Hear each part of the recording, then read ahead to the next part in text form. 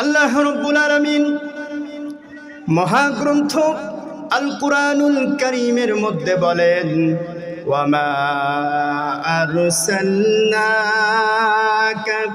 ইল্লা রাহমাতাল লিল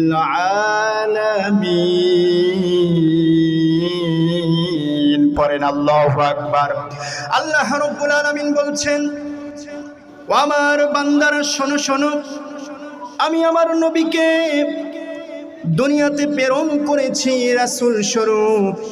আমার নবী, আমার বন্ধু, আমার হাবিব শুধুমাত্র মানুষের নবী নয়, আমার বন্ধু শুধুমাত্র জিনদের নবী নয়, ফেরেশতাদের নবী নয়। আমার বন্ধুকে আমি সমগ্র জাহানের জন্যে, গোটা বিশ্বের জন্যে আমি রব্বুল আলামিন, আমি আমার বন্ধুকে রহমত করে প্রেরণ করেছি। পড়েন আল্লাহু আকবার। তো আমার আপনার নবী হলো রহমাতাল লিল আলামিন। দেখেন আল্লাহ তাআলা এখানে রহমাতাল লিল মুসলিমিন বলে নাই, শুধুমাত্র মুসলমানদের নবী। রহমাতাল লিল মুমিনিন, শুধুমাত্র মুমিনদের নবী নয়। আল্লাহ বলেছেন রহমাতাল লিল আলামিন, যত জগৎ হতে পারে সমস্ত জাহানের জন্যে, ইহকাল পরকাল সমস্ত জগতের জন্যে আমি আমার বন্ধুকে পাঠিয়েছি রহমত স্বরূপ। চিল্লায় বলেন আল্লাহু আকবার।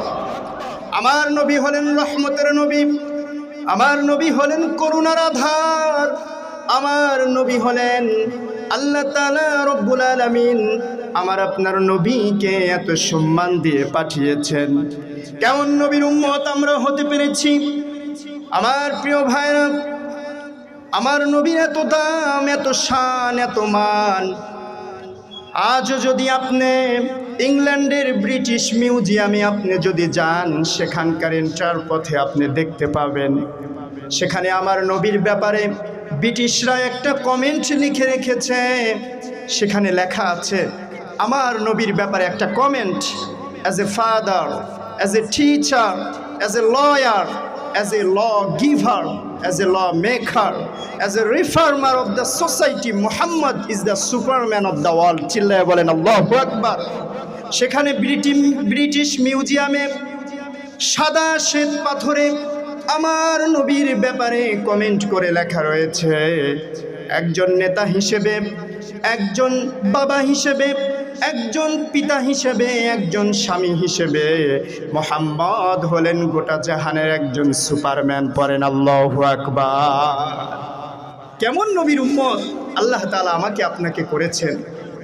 কোন নবীর উম্মত আমরা হতে পেরেছি আমরা বুঝি না। হাদিসের মধ্যে এসেছে পূর্ববর্তীর জামানার নবীরা আল্লাহর কাছে দরখাস্ত করত, আল্লাহ তাআলা নবী হতে চাই না, আখিরি জামানার নবীর উম্মত করে আমাকে দুনিয়ায় পাঠাও। পূর্ববর্তী জামানার নবীরা পর্যন্ত আল্লাহর কাছে দরখাস্ত করত, রিকোয়েস্ট করত যে আল্লাহ রব্বুল আলামিন আমাকে আপনাকে বিনা দরখাস্তে, বিনা রিকোয়েস্টে আল্লাহ তাআলা শ্রেষ্ঠ নবীর উম্মত করেছেন। চিল্লায় বলেন আলহামদুলিল্লাহ। আমরা কোনো দরখাস্ত করেছিলাম বলেন? কোনো রিকোয়েস্ট করি নাই, কোনো আবেদন করেছিলাম না। আল্লাহ তাআলা আমাকে আপনাকে বিনা দরখাস্তে শ্রেষ্ঠ নবীর উম্মত করে পাঠিয়েছেন। সম্মানিত ভাইরা, আসুন আমরা অল্প সময়ে আজকে আমরা শ্রেষ্ঠ নবী জনাবে মুহাম্মদ রাসূলুল্লাহ সাল্লাল্লাহু আলাইহি ওয়াসাল্লামের বায়োগ্রাফি থেকে আমরা আলোচনা শুনব, ওনার জীবনী থেকে আলোচনা শুনব। কারণ এই পৃথিবীতে যত মতবাদ রয়েছে, কোনো মতবাদ আমাদেরকে শান্তি দিতে পারে না। চিল্লায়া বলেন ঠিক কিনা?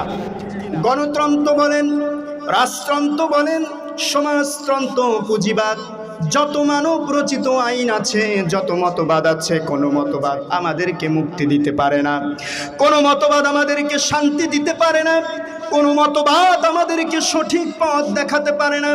সঠিক পথ দেখাতে পারে, মুক্তির পথ দেখাতে পারে একটাই মতবাদ, সেটা হলো মুহাম্মাদুর রাসূলুল্লাহ। চিল্লায়া বলেন ঠিক কিনা? নবী মুহাম্মাদুর রাসূলুল্লাহ জীবনী আমাদেরকে মুক্তি দিতে পারে, আমাদেরকে সঠিক পথ দেখাতে পারে। তাছাড়া কোনো পথ আমাদেরকে আলোর দিশা দেখাতে পারে না। নবীজির জীবন কি একবার সাহাবায়ে কেরাম আম্মা জান আয়েশা রাদিয়াল্লাহু তাআলা আনহাকে জিজ্ঞাসা করলেন, ওগো আম্মা জান, আমাদেরকে নবীজির একটু জীবনী শোনান, নবীজির সিরাত একটু আমাদেরকে পাঠ করে শোনান। আম্মা জান আয়েশা বললেন, আম্মা জান আয়েশা সাহাবীদেরকে লক্ষ্য করে বলছেন, আফাতাকরাউনাল কোরআন, তোমরা কি কোরআন পড়ো না? তোমরা কি কোরআন অধ্যয়ন করো না? কানা খুলুকুহুল কোরআন, আমার নবীর জীবনী হলো, আমার নবীর সিরাত হলো পবিত্র আল কোরআন। তোমরা যদি কোরআন তেলাওয়াত করো, কোরআনের ভিতরে আমার নবীর জীবনী পেয়ে যাবে। বলেন সুবহানাল্লাহ। আমার নবীর জীবনী তো হলো কোরআন। এই 30 পারা কোরআনটাই ছিল নবীর 63 বছরের জিন্দেগি। আল্লাহু আকবার বলেন। এটাই হলো নবীর জীবনী। সম্মানিত ভাইরা, আসুন আমরা ওই নবীর জীবনী থেকেই কিছু আলোচনা শুনি। আমার নবী কেমন ছিলেন, কেমন মান ছিল, আল্লাহ তাআলা কেমন দামি করে নবীকে দুনিয়ায় পাঠিয়েছেন। নবীজি এখন পর্যন্ত দুনিয়াতে আসে নাই, সবেমাত্র মা আমিনার পেটের ভিতরে এসেছে। কিতাবের মধ্যে লেখে, মা আমিনা, শিশু মুহাম্মদ পেটের মধ্যে, মা আমিনা যখন মক্কার রাস্তাঘাটে বের হয়, মক্কার অলিতে গলিতে যখন হেঁটে বেড়ায়, মা আমিনার শরীর থেকে জান্নাতি মিশক আম্বরের ঘ্রাণ বের হয়। বলেন সুবহানাল্লাহ। আরবের লোকেরা আব্দুল মুত্তালিবের কাছে বিচার দায়ের করল, হে খাজা আব্দুল মুত্তালিব, হে আরবের সরদার, কিছুদিন হলো তোমার সন্তান আব্দুল্লাহ দুনিয়া থেকে বিদায় হয়ে চলে গিয়েছে, এখনো পর্যন্ত শোকই কাটে নাই, অথচ দেখছি তোমার বৌমা, তোমার সন্তান আব্দুল্লাহর স্ত্রী আমিনা তার শরীরের ভিতরে পারফিউম আতর মেখে রাস্তাঘাটে বের হয়। ব্যাপার কি? সবেমাত্র তোমার সন্তান আব্দুল্লাহ দুনিয়া থেকে বিদায় হলো। আরবের নিয়ম হলো, কোনো স্বামী যদি মারা যায়, স্ত্রী অনেক দিন পর্যন্ত শরীরের ভিতরে আতর খুশবু মাখতে পারবে না, সাজ সজ্জা করতে পারবে না। অথচ তোমার আব্দুল্লাহর স্ত্রী আমিনা তার শরীরের ভিতরে আতর খুশবু মেখে বের হয়। এত সুঘ্রাণ সে কোথা থেকে পায়? এ সুঘ্রাণ আমরা ইতিপূর্বে আরবে শুনি নাই। চিল্লায়া বলেন আল্লাহু আকবার। আব্দুল মুত্তালিব বাড়িতে চলে আসলো, তার স্ত্রীকে ডেকে বলে, শুনছো নাকি আরবের সমস্ত মানুষগুলি আমার কাছে বিচার দায়ের করেছে, আমাদের বৌমা আমিনা নাকি শরীরের ভিতরে আতর খুশবু মেখে বের হয়। কিছুদিন হলো আমাদের সন্তান আব্দুল্লাহ দুনিয়া থেকে বিদায় হয়েছে, এরই মধ্যে আমিনার এই পরিবর্তন কেন কেন? খাজা আব্দুল মুত্তালিবের স্ত্রী ডাক দিয়ে বলে, স্বামী আমার, আমিও অনেক দিন হলো লক্ষ্য করছি, আমাদের বৌমা আমিনা যখনই গোসল করার পরে গোসলখানা থেকে বের হয়ে আসে, মনে হয় গোসলখানার মধ্যে কে যেন জান্নাতি মিশক আম্বার ঢেলে দিয়েছে। আল্লাহু আকবার বলে। এত সুঘ্রাণ আরবে আমি ইতিপূর্বে কোনোদিন শুনি নাই। আমিও তো এটা লক্ষ্য করছি। ডাকো তাহলে। আমিনাকে ডাকা হলো। খাজা আব্দুল মুত্তালিব ডাক দিয়ে বলে, বৌমা, কিছুদিন হলো আমাদের সন্তান দুনিয়া থেকে বিদায় হয়েছে, আর এর মধ্যেই তোমার এই পরিবর্তন, তুমি শরীরের মধ্যে আতর খুশবু মেখে বাহিরে বের হও। আরবের মানুষেরা আমার কাছে বিচার দায়ের করেছে। আমিনা চোখের পানি ছেড়ে ডাক দিয়ে বলে, আব্বা জান, আমিও তো আপনাকে একটা কথা বলতে চাই, বলতে পারি না। অনেক দিন হলো আমি লক্ষ্য করছি, যেদিন থেকে আপনার সন্তান আব্দুল্লাহর সন্তান আমি আমিনার পেটের মধ্যে চলে এসেছে, ওই দিন থেকে আমি লক্ষ্য করছি, ওই দিন থেকে আমি উপলব্ধি করছি, ও আব্বা জান, ও আম্মা জান, সেই দিন থেকে লক্ষ্য করছি আমার গোটা শরীরটাই কেমন যেন জান্নাতি মিশক আম্বরে পরিণত হয়েছে। আল্লাহু আকবার বলে।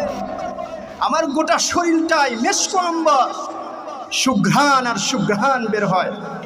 শুধু তাই নয়, আমি যখন রাস্তাঘাটে বের হই, আরবের রাস্তাগুলোতে যখন আমি চলাফেরা করি, আমি লক্ষ্য করে দেখি ওই আকাশের মেঘমালাগুলি এসে আমার মাথার উপরে ছায়া দেয়।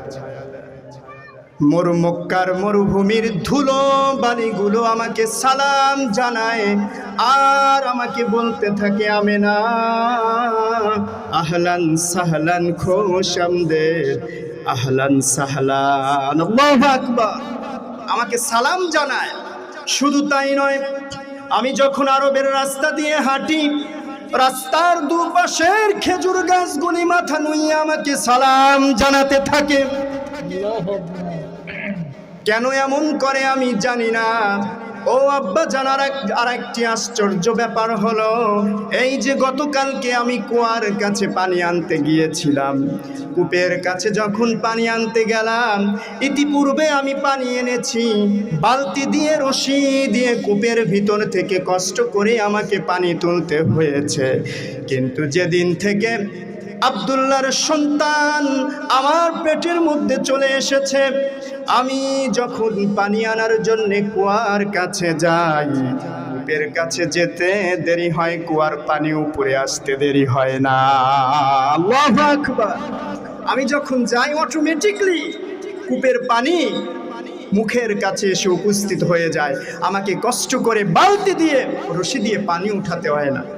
আল্লাহ তাআলা বলছেন, ওমা আরসালনাকা ইল্লা রাহমাতাল লিল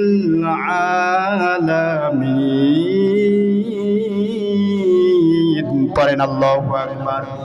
আল্লাহ ডাক দিয়ে বলেন, ও পৃথিবীর মানুষেরা, আমি আমার বন্ধু, আমি আমার হাবিবকে, আমি আমার মুহাম্মদকে শুধু মানুষের নবী বানাই নাই, শুধু জিন ইনসানের নবী বানাই নাই, জিন ইনসানের জন্য পাঠাই নাই, আমি আমার বন্ধু হাবিবকে গোটা জাহানের জন্য রহমত করেছি। পড়েন আল্লাহু আকবার।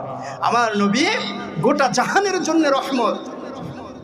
এখনো কিন্তু দুনিয়াতে আসেই নাই, সবে মাত্র মা আমেনার পেটের ভিতরে। আমার নবীর রহমত, বরকত, শান আর মান আরবের বুকে জারি হয়ে গেছে। চিল্লায় বলেন আল্লাহু আকবার। আমার প্রিয় ভাইরা, যেই দিন আমার নবী দুনিয়াতে আসবে, কিতাবের মধ্যে লেখেন, যেই দিন শিশু মুহাম্মদ দুনিয়াতে ভূমিষ্ঠ হয়, যেদিন আরবের বুকে নবী মুহাম্মদ চলে আসলেন, আমার নবী দুনিয়াতে এসেছে, ভূমিষ্ঠ হয়েছে, সাথে সাথে রোম পারস্যের জমিনের মধ্যে জালজালা তৈরি হয়ে গিয়েছে। নবীজি দুনিয়াতে ভূমিষ্ঠ হয়েছেন, রোম পারস্যের রাজপ্রাসাদ কেঁপে উঠেছে। শুধু তাই নয়, কিতাবের মধ্যে লেখেন, নবীজি দুনিয়াতে আসতে দেরি হয়েছে, রোম পারস্যের রাজপ্রাসাদগুলো ভেঙে খান ভেঙে চুরমার হয়ে গিয়েছে। হাদিসের মধ্যে লেখেন, পারস্যের একটা বিশাল অগ্নিকুণ্ড ছিল, বিশাল অগ্নিকুণ্ড হাজার হাজার বছর ধরে জ্বলতেছিল, কোনোদিন নেভে নাই, লাগাতার হাজার হাজার বছর ধরে জ্বলতেছিল। নবী মুহাম্মদ যেদিন দুনিয়াতে আগমন করেন, যেদিন মক্কার জমিনের মধ্যে ভূমিষ্ঠ হন, নবী শিশু মুহাম্মদ দুনিয়াতে ভূমিষ্ঠ হতে দেরি হয়েছে, ওই পারস্যের হাজার বছরের অগ্নিকুণ্ড নিভতে দেরি হয় না। আল্লাহু আকবার। নবীজি দুনিয়াতে ভূমিষ্ঠ হয়েছেন, সঙ্গে সঙ্গে সেই লাগাতার অগ্নিকুণ্ড জ্বলতেছিল। পারস্যের লোকেরা সেই আগুনকে খোদা মনে করে সেজদা করত, ইবাদত করত। নবী মুহাম্মদ দুনিয়াতে এসেছেন, সঙ্গে সঙ্গে সে আগুন নিভে গিয়েছে।